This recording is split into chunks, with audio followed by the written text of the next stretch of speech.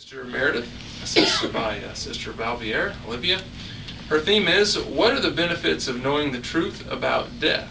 And her setting is, it's an older person who is counseling a youth. Olivia, thank you so much for going to the hospital after field service with me.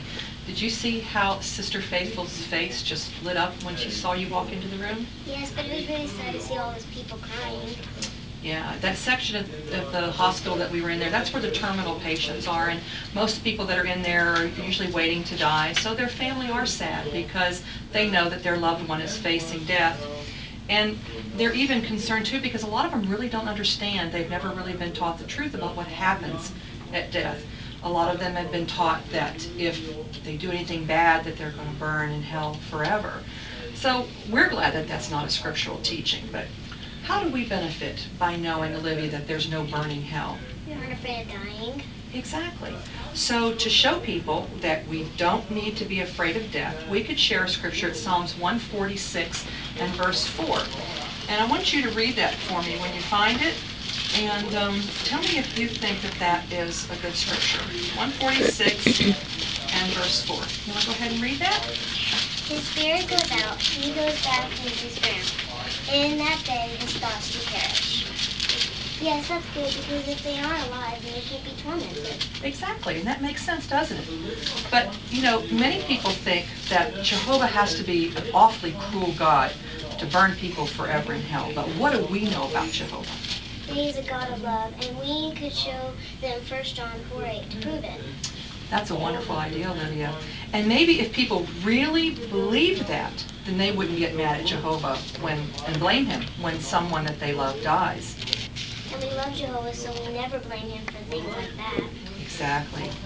You know, many times misbeliefs about death really affect poor people, especially if most of their life they've been taught that their dead loved one is in a place called purgatory, and they feel that they're there enduring a cleansing fire of punishment for their errors, and that the only way that they can be forgiven is if their family members that are still living pay money to the priests, and the priests say prayers and they say masses in behalf of the dead loved one so that they can be forgiven. So because we know the truth about death, how would we benefit in this instance? If people are really poor and give money to the priest for their dead loved ones, how will they afford food and clothes? Exactly. It would put a hardship on them, wouldn't it?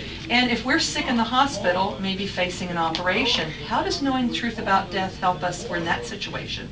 We won't be afraid, and we won't let the doctors give us blood, because if we do die, we will die faithful to Jehovah and wait to be resurrected into a paradise like Jehovah promised. Right. And you know, how we view death affects our lives right now. For example, if you were in constant fear of dying, what would you be afraid to do? Go anywhere and do anything.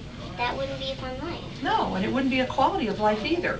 And so we know all these things. Do we want to keep them to ourselves? No, we want to share what we learned with others. We could share with them the scripture in John about the resurrection.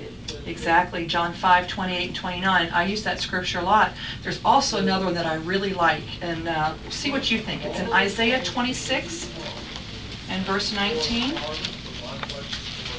And I'll read that one. I really like this one because it really helps explain it in a different way, maybe that they can visualize it. Here in Isaiah 26:19, it says, your dead ones will live. A corpse of mine, they will rise up, awake, and cry out joyfully, you residents of the dust. So do you like that scripture too? Yeah, I like that. Yeah.